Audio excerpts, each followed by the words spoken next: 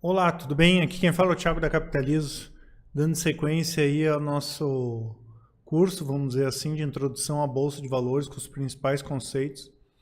Hoje chegou a hora de falar a respeito aí dos principais índices do mercado, né? Até para a gente entender um pouquinho o que significa quando eu digo que a Bolsa subiu, a Bolsa caiu, nos Estados Unidos subiu, nos Estados Unidos caiu e assim por diante, tá? Os índices, na verdade, eles mostram a rentabilidade de uma carteira teórica de investimentos, né? Pode ser índices qualitativos ou pode ser índices quantitativos, né? Como por exemplo o Ibovespa, que nada mais é do que a média das ações mais negociadas, tá?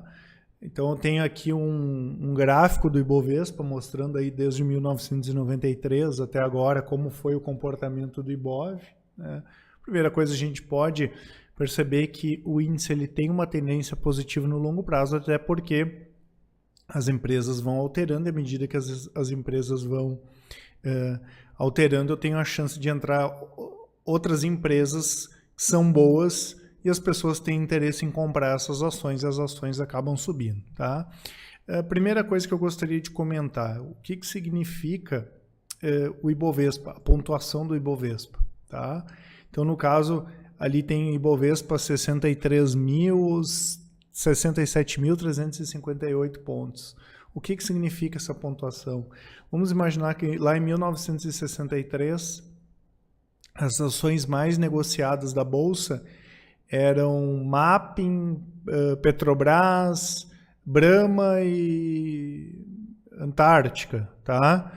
E elas representassem aí os papéis que tinham mais negócios na Bolsa, e eu tivesse colocado lá R$100 ou 100 cruzeiros, já mudou tantas vezes a moeda, né, nessa carteira teórica de ações, e essa carteira teria valorizado lá de 100 cruzeiros ou R$100 para R$67.368, né, ou de 100 cruzeiros ou de $100, né, como a gente quer que seja uma aplicação sempre estável, foi transformada em pontos. Então foi uma aplicação que foi feita lá em 1963, a partir de 100 pontos, que hoje vale aí 72, 73 mil pontos, que é a pontuação atual do Ibovespa. Então nada mais é, né, como eu comentei, com uma aplicação teórica. No caso do Ibovespa, ele representa basicamente a movimentação das ações que fazem 80% dos negócios da Bolsa. Então, vamos supor que a Petrobras sozinha movimentasse 80% das ações. Quantas ações teria no Ibovespa? Uma. Se tivesse a Petrobras e a Vale movimentassem 80% das ações, teriam duas ações no Ibovespa. Então ele não é um índice que é fixo a quantidade de ações. Vai depender de quantas ações fizerem 80% da movimentação. Tá? Tem algumas outras regrinhas aí, mas tem até o link aqui do site da Bolsa. Tem outras regrinhas, mas o importante para a gente é entender isso, tá? Que é a média das ações mais negociadas, obviamente ponderada de acordo com a participação de cada uma dessas ações, tá? É revisado a partir de 4 meses, a cada 4 meses, e para vocês terem uma ideia em relação a essa questão das transformações do Ibovespa, quando eu entrei, a mais movimentada era a Telemar, tinha 30%, quase 40% da Bolsa. Tinha a NET, que era a Plim, que tinha movimentação. São ações que nem estão mais hoje no mercado. Da mesma forma que a Petrobras chegou a ter 25%, daqui a pouco a gente vai ver cair um monte da participação da Petrobras. Só que é bom lembrar que ele é um índice qualitativo, não é quantitativo. Não quer dizer que é uma boa empresa que faz parte do Ibovespa. Logicamente, as empresas melhores, nem que sejam no curto prazo, são aquelas que atraem mais movimentação, atraem mais liquidez. Tanto que a gente vai ver a lista aqui das maiores movimentações hoje, das maiores participações do Ibovespa, normalmente são de boas empresas. Como eu comentei, ele é revisado a cada 4 meses. E lá no site da Bovespa, eu tenho acesso, inclusive, à participação das ações. Tá, deixa eu aumentar um pouquinho aqui. Acho que tá bom assim, né? Então, olha aqui a participação. Essa aqui é a carteira para o dia 11/12. Já tem uma prévia lá para janeiro até abril do ano que vem. Se eu clicar ali vai ter a prévia. Mas para a gente ter uma ideia atualmente, ó, Ambev 7,43%, Banco do Brasil 3,1%, as ações do Bradesco, as ações ordinárias e preferenciais têm mais de 10%, né? Quase 10%, 9,5%. Banco do Brasil Seguridade tem 1%. Vamos ver outras aqui que tem mais. As ações da Bolsa mesmo, OB3, 3,7%. Cielo de cartão 2,20%. O setor financeiro hoje aí de seguros, cartões, principalmente bancos, tem mais de 20% do Ibovespa hoje. Tem algumas que têm pouca participação, Ecor aqui da Eco Rodovia 0,19, e tem ações que nem fazem parte do Ibovespa, né? A gente pega a Randon, por exemplo, não faz parte do Ibovespa, não quer dizer que eu não vá negociar a Randon, mas essas aqui do Ibovespa são as que têm mais negócios. Embraer tem 1%, e, ó, Itaúsa tem 3,4%, Itube, as ações do Itaú Unibanco tem 11%, Petro 13 e Petro 4, que chegou até 20%, mais de 20%, hoje tem 8%, as duas somadas, 8,9%. Ultrapar, que é dos Postos Ipiranga, 2,4%, Vale tem 8,9%. Né? Então tem todas essas ações aqui, se não me falha a memória, em torno de 67% que tem hoje no Ibovespa.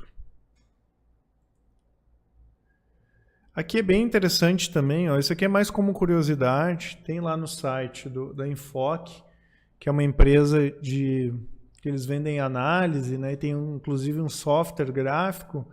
Eles colocaram eu até vou colocar no link aqui da descrição, eles colocaram um gráfico com todos os acontecimentos, ó, desde o início do Ibovespa lá em 63, ó, John Kennedy assassinado, criação de banco de investimento, Nixon suspende paridade dólar-ouro, então tem lá, ó, eleição Tancredo Neves, apagão energético, atentado nas Torres Gêmeas, então é bem, mas como curiosidade esse aqui está indexado em dólar ainda, tá? Que seria a forma que o estrangeiro vê a nossa bolsa, tá? E da mesma forma ali, então embaixo tem as moedas, aquilo que eu falei da pontuação que não daria para fazer pelas moedas.